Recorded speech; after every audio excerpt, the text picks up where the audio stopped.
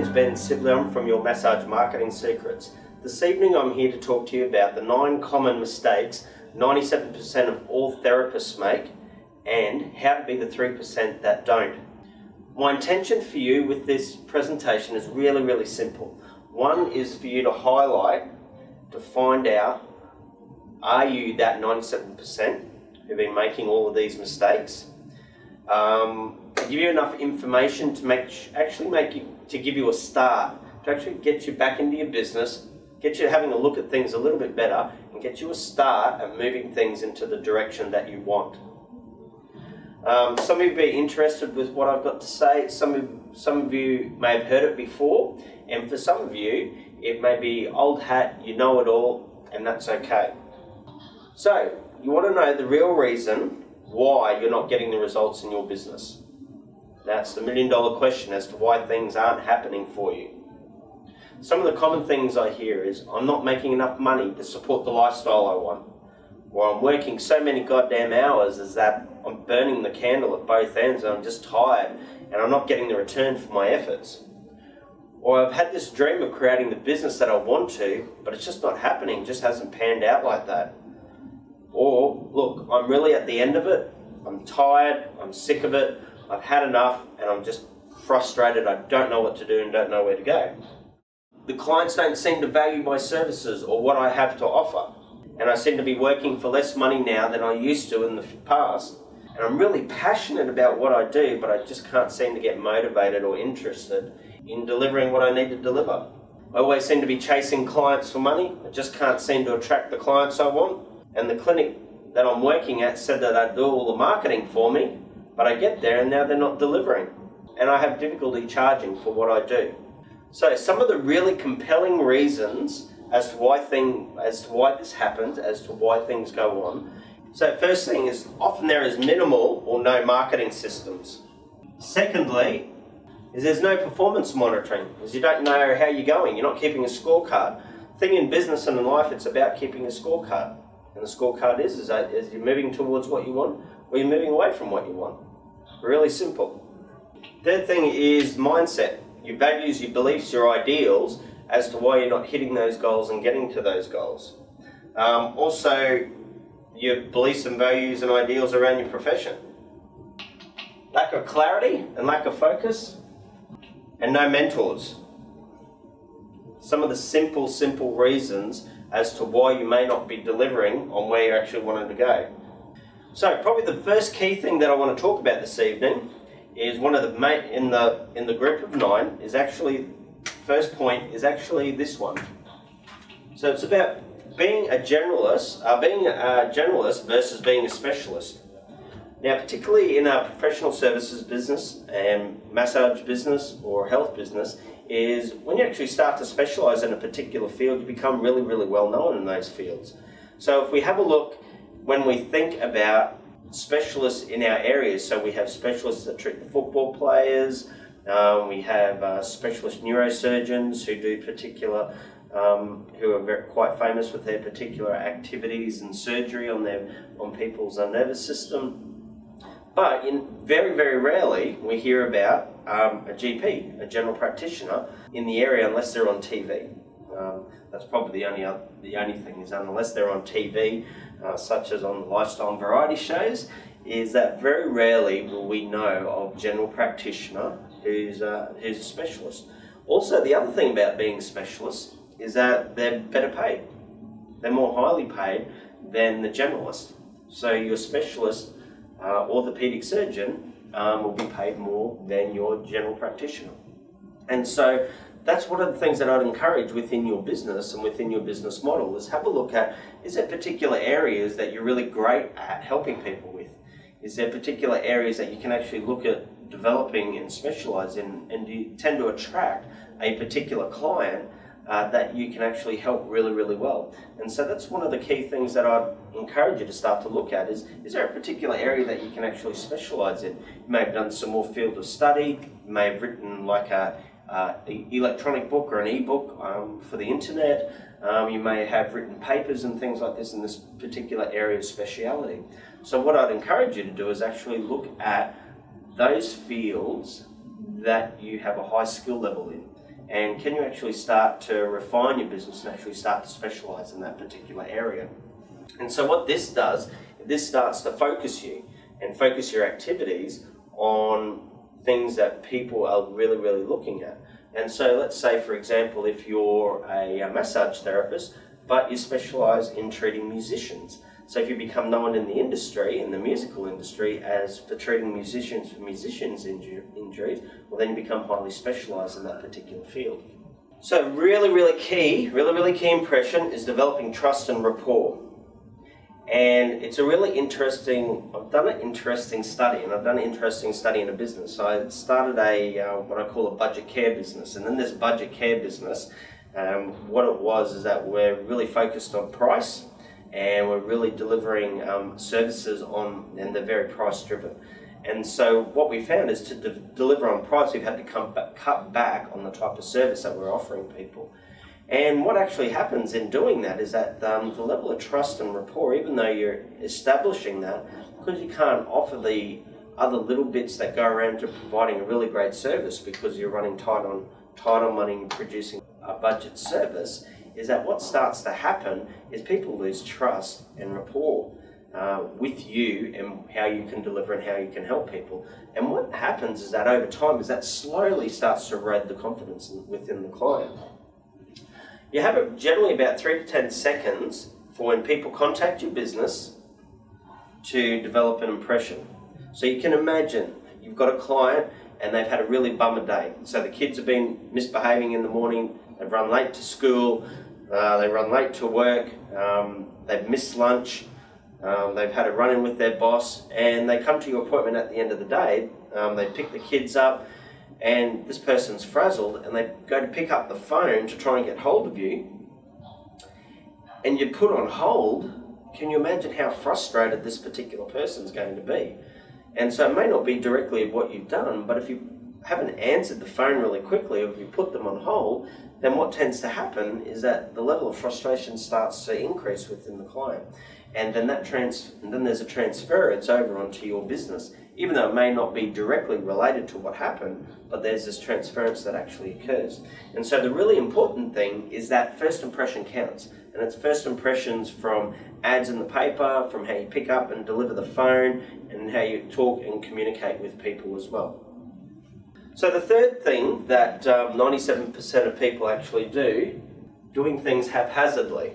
So doing things not consistent and not delivering things consistently for people. So if you're consistently late, okay, that's doing things with consistency. But the thing is let's say you put into place a system where new clients come into your business. When they come in, they're sat down and they're given a cup of coffee. Or this happens with your clients each and every time they come into your business. Now, if you deliver that for, say, 6 months, and then after 6 months you stop delivering that and your regular clients don't get it anymore, then what actually starts to happen is that starts to erode some of the trust and rapport within the business, and starts to erode some of the confidence within your business. And so by doing things haphazardly, what happens is that people sense and develop an inconsistency within your business. So not delivering or not valuing your time and your effort that goes into delivering what you actually do and how you do it. And when you actually don't deliver, what happens is the clients start to walk over you. And when the clients start to walk over you, then what happens is that often leaves a taste of, why should I be doing this? Why should I be delivering this to actual clients? And what actually happens is that when you're not valuing your time and effort, then lots and lots of challenges happen. So often you'll have problems with debtors, so people not paying. You'll have holes in your appointment book because people just don't turn up and don't contact you. There'll be times when people will abuse your staff, maybe even abuse you because of how things are going. So it's really key that you actually start valuing your time and valuing your effort. When you start to do that, you'll actually start to see a shift within your business. The other thing to remember is that you're not a doormat for everyone. You know, it's sometimes we feel that we have to be a doormat for everyone and every person that actually comes into our business. And we don't actually have to do that. And we don't have to be that. And so when you get really clear and concise on who you're going to have in your business, how you want to be treated, how you want to be looked after, then what you'll actually start to find is that there'll be a shift within your business, and your business will start to grow, and you'll start to attract and bring in the clients that you actually deserve to have in your business. So the fifth element is not having regular money come in. So the challenge with professional businesses is that when you stop working, typically the income stops working. And so what it is, it's about looking at ways that you actually can start to get that income that keeps flowing and keeps flowing in. One of the easiest and simplest ways of looking at doing that is if you're a naturopath, if you provide a product or service that people need regularly, so once a month. So the great thing is, let's say you have a key vitamin pack that you give to people when they come into your naturopath or acupuncture or Chinese natural medicine clinic, and they need to take these on a regular basis, so they need to take these monthly. And so what you actually do is, if you can put them onto a system where there's like an automatic purchase and they get delivered to them on a monthly basis, that's a really powerful tool for you to actually start to build regular income coming into your business while you're not there. So if you don't work on that particular day, you've still got those sales and that income coming into your business. And so it's just interesting at this point in time to actually have a listen. Listen to what's going on in your head at the moment. And I'd actually encourage you to actually sit down and write down some of the thoughts and feelings that are coming up for you that's going on in your head, because what's happening is that this will be reflecting back to you what's going on in your business. As I'm standing here and communicating this, it's actually reflecting back to me some of the areas that I actually need to refine and get really, really tight within the business. So they're there, and it's actually getting them tight and very, very refined so that these processes run smoothly within the business. So just take a few minutes to sit down and write some of the thoughts that are coming up for you, just so that you can observe them and see what's happening, what's going on.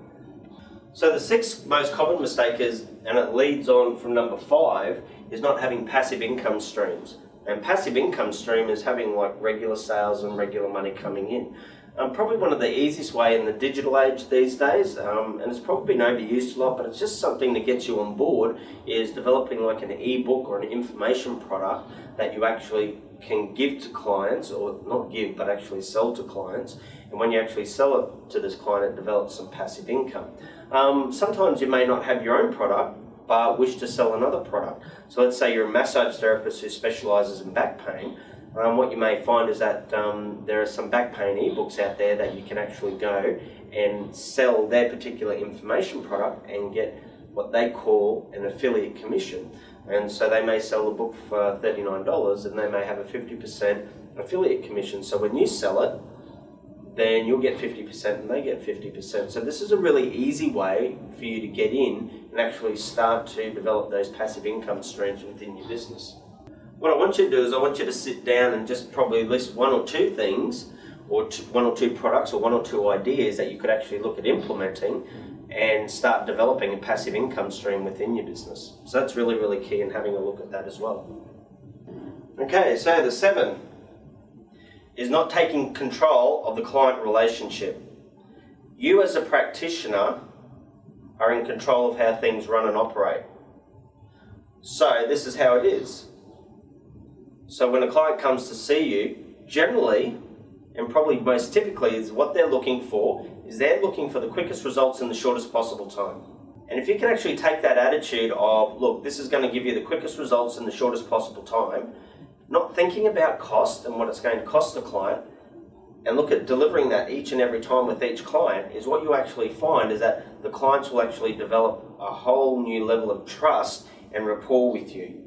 And it's actually occupying a space, and that particular space is, if you imagine a circle that's on the ground, and this is a really good process that you can actually do. Imagine a circle on the ground, and in that circle is you as a powerful, confident practitioner or health professional communicating to your client. And then as you step into that circle, is that this is what you become. And then as you step out of the circle, it's what you're not become. And so it's a really great anchoring tool that you can actually use that will help you to get centered and focused when you're actually ready to communicate with the clients. And so what you'll find is that when you communicate is that people will actually get it and get what they have to do to get their body right. and they will actually come to you because this is what's going to happen and this is how it's going to happen. And one of the key things is actually having a plan of attack, or a plan that people can follow or can see that's going to get them to an end result. And this is one of the things that I get practitioners to focus on, is what I want you to do is I want you to develop a plan or a treatment system that you know when people follow, they're going to get a particular result. And when they follow this particular plan and particular steps, then 9 times out of 10 you can guarantee this is what's going to happen for them. And when you actually can do that and provide that for clients, that increases the level of confidence within you, but it also increases the level of confidence within the clients.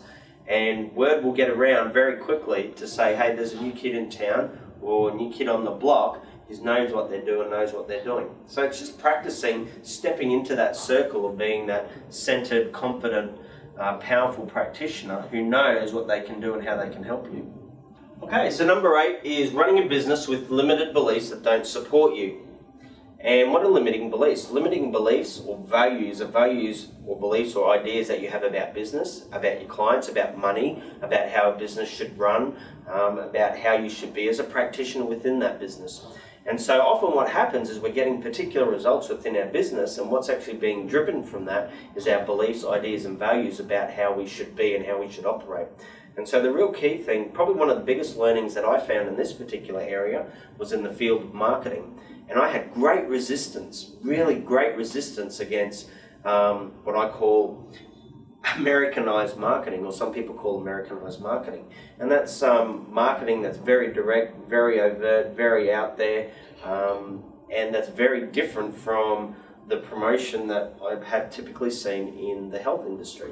Very few people do this style of marketing within their business.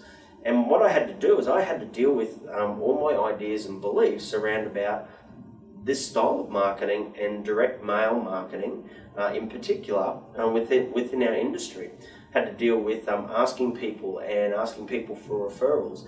And what I found is that as I started developing and addressing these particular beliefs and shifting them and changing them to beliefs that help to support my business, then my business started to grow as well. So implementing the strategies is really important, but also getting the mind ready and getting the mind open and ready to change your beliefs and ideas about how marketing should actually occur is one of the really, really important key things that you'll find moving forward in this business.